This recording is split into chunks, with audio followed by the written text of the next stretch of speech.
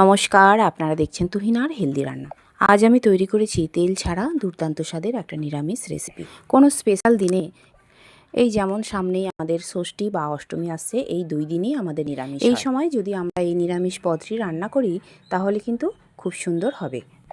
আমরা তো ষষ্ঠী বা অষ্টমী যে কোনো একটা দিনে এই নিরামিষ পদটি রান্না করে থাকি। তাই আজ আমি রান্না করলাম দই পটল, আর এটা খেতে কিন্তু অসাধারণ হয়। আর যেহেতু আমি রান্নাটা একদমই তেল ছাড়া করেছি, তাই রান্নাটা ভীষণই হেলদি হবে, আর এর জন্য এর টেস্টের কিন্তু কোনো পরিবর্তন হবে না। এই রান্নাটার জন্য সবার প্রথমে আমি নিয়ে নিয়েছি কয়েকটা তাজা পটল। এই রান্নাটা টাটকা পটল ব্যবহার করতে হবে, টাটকা পটল ব্যবহার করলেই খুব সুন্দর খেতে হবে। আমি এখানে মোট 6টা পটল নিয়েছি, আর পটলগুলো সব একই সাইজের হয়নি, বিভিন্ন সাইজের হয়ে গেছে।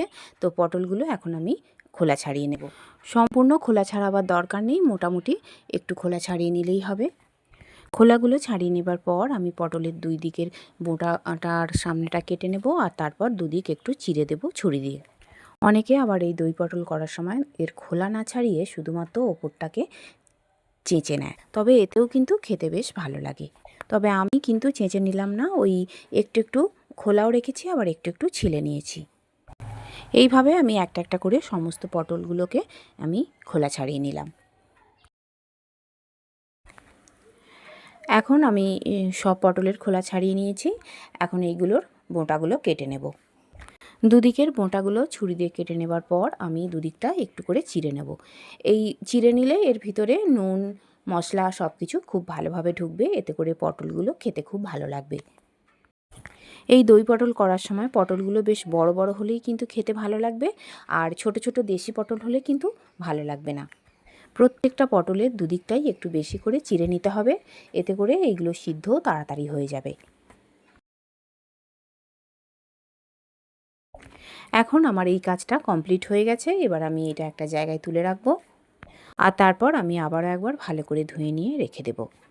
এখন আমি 2টো বাটি নিয়ে নিয়েছি, এই 2টো বাটিতে আমি মশলা তৈরি করে নেব। প্রথম বাটিটাতে কয়েকটা গুঁড়ো মশলা দিয়ে দিলাম। সবার প্রথমে দিয়ে দিলাম পরিমাণ মতো হলুদ গুঁড়ো, লঙ্কা গুঁড়ো, ধনে গুঁড়ো আর জিরে গুঁড়ো। আর দ্বিতীয় বাটিটাতে আমি নিয়ে নিলাম কয়েক টুকরো কাজু বাদাম আর 1 চামচ পোস্ত। এই কাজু আর পোস্তটা আমি ভালো করে বেটে নেব, আর ওই মশলাটা একটু জল দিয়ে আমি গুলে নেব। মশলায় একটু আগে থেকে জল দিয়ে গুলে রাখলে তরকারিটা কিন্তু খুব টেস্টি হয়। আমি এখন দিয়ে দিলাম এতে কাশ্মীরি গুঁড়ো লঙ্কা। এটা আমার আগে দেওয়া হয়েছিল না, এখন আমি দিয়ে দিলাম একটুখানি কাশ্মীরি গুঁড়ো লঙ্কা। এটা জাস্ট কালারের জন্য। আর এখন ভালো করে আমি এটাকে গুলে নিয়েছি। এখন আমি এইটাকে সরিয়ে রাখলাম। আমি আগে থেকেই কড়া বসিয়ে দিয়েছিলাম গ্যাসে, আর এখন ওই পটলগুলো ভেজে নেব। পটলগুলো তেল ছাড়া আমি ভেজে নেব। তেল ছাড়া শুকনো কড়ায় পটল ভাজতে গেলে একটু সময় লাগে, আর এই সময় গ্যাসের ফ্লেমকে কমিয়ে রাখতে হবে। একটু সময় ধরে উল্টে পাল্টে ভাজলেই এইগুলোর গায়েতে একটা ব্রাউন কালার এসে যাবে, আর তখনই এইগুলোকে আমি নামিয়ে নেব। এখন আমার পটলগুলো তেল ছাড়া ভাজা হয়ে গেছে, আমি এইগুলোকে তুলে নিলাম একটা জায়গায়। আর কড়াটা পরিষ্কার করে আবারও বসিয়ে দিলাম, আর দিয়ে দিলাম ফোড়ন। ফোড়নে দিয়েছি তেজপাতা, একটা শুকনো লঙ্কা আর গোটা গরম মশলাকে একটু থেঁতো করে। ফোড়নটা কিছুক্ষণ নাড়াচাড়া করলেই একটু ভাজা ভাজা হয়ে যাবে, আর তখন আমি এতে দিয়ে দেব আদা বাটা। আমি কিছুটা পরিমাণ আদা বাটা দিয়ে দিলাম। আর আমি এখানে রসুন আর পেঁয়াজের ব্যবহার করব না, কারণ এটা সম্পূর্ণ নিরামিষ রান্না। আর আদাটাকে কিছুক্ষণ ওই শুকনো কড়াতেই আমি নাড়াচাড়া করে নেব, আর তারপর এতে দিয়ে দেবো একটুখানি জল। জলটা দিয়েও আমি কিছুক্ষণ রান্না করে নেব, আর তাহলে এটার কাঁচা গন্ধ চলে যাবে। আদাটাকে কিছুক্ষণ রান্না করার সঙ্গে সঙ্গে আমি এতে দিয়ে দেব চেরা 2টো কাঁচা লঙ্কা। কাঁচা লঙ্কা বেটেও দেওয়া যায়, কিন্তু আমি এখানে লঙ্কাগুলো চিরেই দিলাম, কারণ বেটে দিলে খুব ঝাল হয়ে যাবে, কারণ আমি গুঁড়ো মশলা ব্যবহার করেছি, তাই আমি এখানে চিরে দিলাম। এরপর আমি এতে দিয়ে দিলাম সেই ভিজিয়ে রাখা গুঁড়ো মশলাগুলো।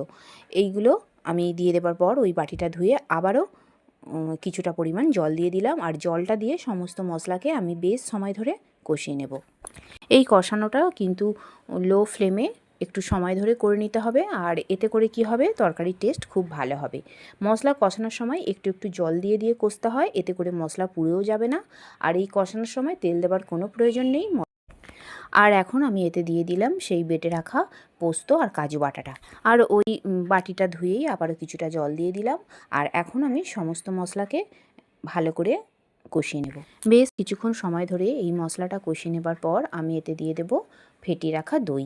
আমি কিছুটা পরিমাণে টক দই, মোটামুটি ওই 3 চামচের মতো টক দই একটা বাটিতে নিয়ে বেশ কিছুক্ষণ একটু ফেটিয়ে রেখেছিলাম। কারণ টক দইকে একটু ফেটিয়ে রাখতে হয়, কারণ টক দই বেশ চাপচাপ, একদম সরাসরি তরকারিতে দিলে কিন্তু এটা ভালো হবে না। তাই আমি টক দইটা বেশ কিছুক্ষণ সময় ধরে ফেটিয়ে নিয়েছি। আর এদিকে আমার কষানো হয়ে গেছে। এখন আমি এতে দিয়ে দেব সেই ফেটিয়ে রাখা টক দইটা। এখন আমি দিয়ে দিলাম সেই ফেটিয়ে রাখা 3 চামচের মতো টক দই। আর এই টক দইটাকে ওই মশলার সঙ্গে আবারও কিছুক্ষণ আমি কষিয়ে নেব। যেহেতু এটা দই পটল, তাই দই একটু বেশি দিলেও কিন্তু অসুবিধা নেই। তবে আমি এখানে 3 চামচ দই ব্যবহার করেছি। এখন দিয়ে দিলাম একটুখানি জল, আর জলটা দিয়ে আবারও কিছুক্ষণ আমি কষিয়ে নেব। আর এখন মোটামুটি আমার কষানো হয়ে গেছে। এবার আমি দিয়ে দেবো সেই ভেজে রাখা পটলগুলো। দিয়ে দিলাম আগে থেকে ভেজে রাখা পটলগুলো। আর পটলগুলো দিয়েও আমি কিছুক্ষণ এই মশলার সঙ্গে ভালো করে মিশিয়ে নেব। আর তারপর আমি কিছুক্ষণ ফুটতে দেব। তবে তার আগে আমি দিয়ে দেব স্বাদ মতো নুন আর একটুখানি চিনি। যেহেতু দইটা দেয়া আছে তাই একটুখানি চিনি দিতেই হবে, তবে টক মিষ্টির ব্যালেন্সটা ঠিকঠাক হবে। নুনটা আমি দিয়ে দিয়েছি, এবার দিয়ে দিলাম এতে একটুখানি চিনি। তবে খুব বেশি চিনি দেওয়ার দরকার নেই, মোটামুটি একটুখানি চিনি দিলেই তরকারির টেস্টটা খুব সুন্দর হবে। এখন আবারও একবার খুব ভালো করে মিশিয়ে নেব। আর তারপর আমি চাপা দিয়ে দেব মোটামুটি মিনিট 15 মতো, যাতে পটলগুলো সিদ্ধ হয়ে যায়। মিনিট 15 পরে আমি চাপাটা খুলে নিলাম। আর এখন আমার তরকারি প্রায় হয়ে গেছে। আর একটুখানি পটলগুলো আমি উল্টে পাল্টে দেব। আর খুন্তি দিয়ে একটু দেখে নেব পটলগুলো সিদ্ধ হয়ে গেছে কিনা। পটলগুলো আমার একদমই সিদ্ধ হয়ে গেছে। আর একটুখানি আমি টেস্ট করে দেখে নিয়েছিলাম, নুনটা কম ছিল, তাই একটু নুনটা দিয়ে দিলাম। আর তারপরে আবার একবার ভালো করে মিশিয়ে নেব। এখন রান্না আমার একদম রেডি। এবার আমি একটা জায়গায় এগুলো তুলে রাখবো। আর বন্ধুরা, আমার রান্না যদি ভালো লেগে থাকে আর যদি নতুন নতুন তেল ছাড়া রান্নার রেসিপি পেতে চান, তাহলে আমার চ্যানেলটিকে সাবস্ক্রাইব করুন আর পাশে থাকা ঘন্টাটি বাজিয়ে দিন। আর লাইক শেয়ার কমেন্ট করতে কিন্তু একদম বন্ধুরা এইভাবে দই পটল তৈরি করুন। আর নিরামিষ দিনে ভাত, রাইস, লুচি, পরোটা, রুটি সমস্ত কিছুর সঙ্গেই এটা খুব সুন্দর খাওয়া যাবে। তাহলে বন্ধুরা, আর দেরি করবেন না, এই পুজোর সময় এই স্পেশাল রেসিপিটা একদিন তৈরি করে ফেলুন। আর দেখবেন বাড়ির লোক খেয়ে কিন্তু দারুণ খুশি হবে। সবাই ভালো থাকবেন, সাবধানে থাকবেন, আর অবশ্যই পজিটিভ চিন্তাভাবনা করবেন। ধন্যবাদ।